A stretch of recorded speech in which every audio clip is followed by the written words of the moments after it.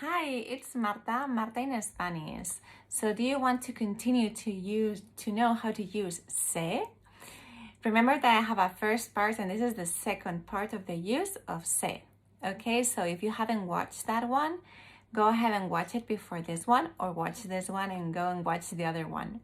Okay, so today we're going to learn another 3 uses of se. Okay, the first one is very similar to the reflexive one. It's called recíproco, and it's the same thing, but the thing is that the subject is plural. So, for example, ellos, so they, there are 2, ellos se prestan los apuntes. They lend each other their notes, okay? That would be recíproco. Another use is impersonal. When do we use se as an impersonal? We use it when we don't know the subject and really don't care. For example, se come muy bien en este restaurante. Okay, one eats so good in this restaurant. Okay? And the third and final use we're going to study today is se, the one that goes always with the verb. Okay, it's called pronominal, and the verb has to have the se. And you can notice these verbs because in the infinitive they have the se. For example, quejarse, okay? Se queja por todo. She complains about everything, okay? And when you conjugate it, you know that the first person is me. So yo me quejo, tú te quejas, okay? So the third person, se queja por todo. Okay, so those are the 3 uses that we are studying today of se. Remember the other 3 we studied on our last video, and it were se when you're substituting the direct object and the indirect object.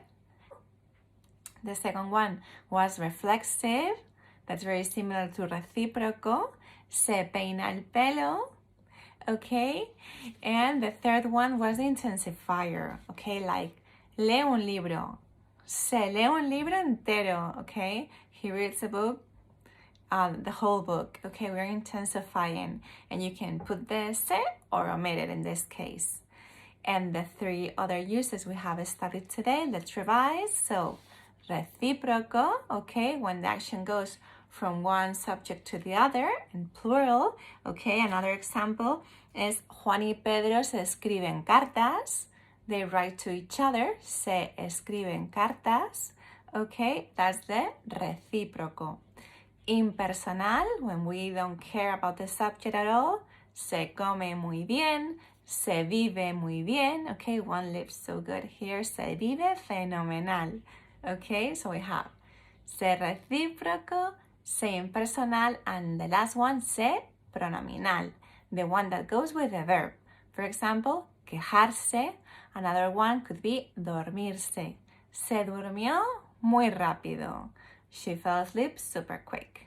Okay, so I hope you have understood it perfectly. As always, please send me a DM if you don't understand it. I'm more than happy to help you. Okay, and see you in my next one. Bye!